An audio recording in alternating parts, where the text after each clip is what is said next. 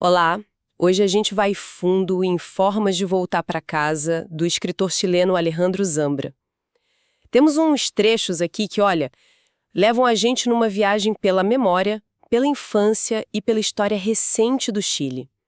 A ideia é sacar por que esse livro mexe tanto com a gente. Exato.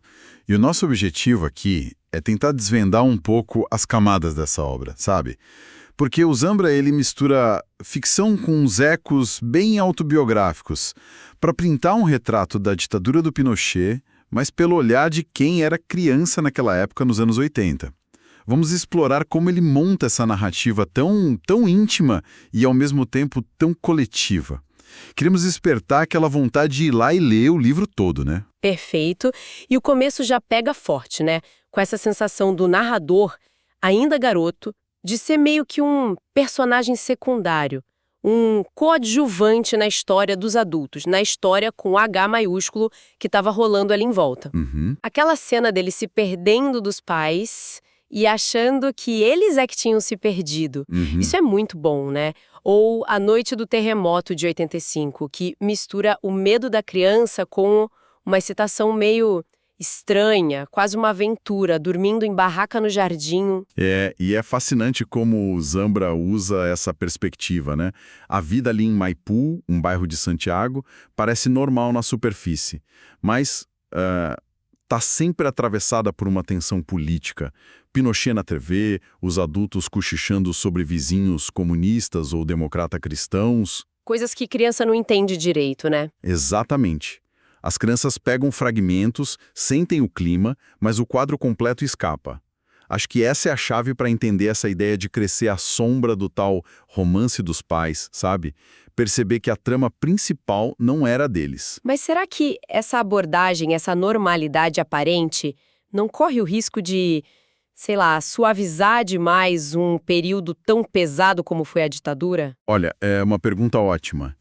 Mas eu acho que a força está justamente aí, em mostrar como a repressão, o medo, eles se infiltravam no dia a dia mais banal, entende? Nos jogos de criança, nos silêncios dentro de casa. Não vejo como suavização, mas como uma demonstração de como o autoritarismo era capilar, chegava em tudo. E isso fica ainda mais claro quando entra a Cláudia na história. Sim, a Cláudia, a vizinha mais velha, meio misteriosa, que chega com um pedido super esquisito pro narrador espionar o tio dela, o Raul. E o menino entra nessa, né? Anota quase nada no caderninho, marca encontros secretos na confeitaria do supermercado. É um misto de inocência, tensão e até um certo absurdo, né? Uma tentativa infantil de entrar nesse mundo misterioso dos adultos. Exato. E essa espionagem funciona quase como uma alegoria, né? Da própria tentativa de decifrar o que não era dito naquela época. E aí entra forte a questão da memória. O narrador adulto tentando reconstruir esses episódios, as conversas com a Cláudia, as respostas meio vagas dela. Só que o próprio livro desconfia dessa reconstrução, na segunda parte que muita gente chama de metalinguística, né? Onde o livro pensa sobre si mesmo. Ah, quando ele fala sobre escrever o romance. Isso. Aí ele aprofunda essa dúvida. Como é que se narra o passado? Como dar forma para essas lembranças que são sempre, por natureza, meio quebradas, fragmentadas? E essa reflexão sobre a escrita se amarra totalmente com a trama, porque anos depois o narrador volta para o bairro, para a casa antiga. Primeiro ele encontra a irmã da Cláudia, Ximena, e aí descobre que era ela a tal namorada que ele ficou seguindo. Pois é. E só depois ele reencontra a própria Cláudia. E aí vem o baque, né? A grande revelação. O tal tio Raul não era tio. Era Roberto, o pai da Cláudia. Um militante vivendo escondido, com identidade falsa. Essa descoberta, ela reconfigura toda a leitura da infância. Aquela espionagem infantil ganha outra dimensão, né? Muito mais pesada. E o livro daí explora as consequências desse segredo na vida delas, na relação super difícil entre as irmãs. Toca numa ferida geracional mesmo. A dos filhos? Exato, a dos filhos da ditadura, que cresceram no meio desses silêncios, dessas meias-verdades impostas pela geração dos pais. Como é que você lida com essa herança? Como seguir vivendo sabendo que uma parte fundamental da sua história foi escondida de você? E o Zambra costura isso tudo de um jeito impressionante. O segredo familiar, a política, a dificuldade de escrever sobre isso, a própria vida amorosa do narrador desmoronando com a Amy, até as leituras de clássicos, tipo Madame Bovary na adolescência. É uma teia que conecta o íntimo e o histórico de um jeito muito, muito vivo. Sem dúvida.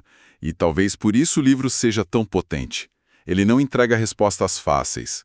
Ele questiona a memória, questiona se é possível mesmo contar uma história, seja a nossa, pessoal, ou a coletiva quando ela foi atravessada por trauma, por segredo, pela história oficial. Aquela parte metalinguística da segunda metade não é só um exercício de estilo, sabe? É parte essencial dessa busca por como a gente conta o que viveu. Então, no fim das contas, o que fica dessa leitura toda? Essa sensação de que talvez todas as formas de voltar para casa, seja pela memória, pela escrita ou voltando fisicamente para o lugar, são sempre um pouco incompletas. Uma busca que não acaba? Eu acho que é por aí mesmo. Talvez a grande provocação do título seja essa. Será que um retorno completo é possível?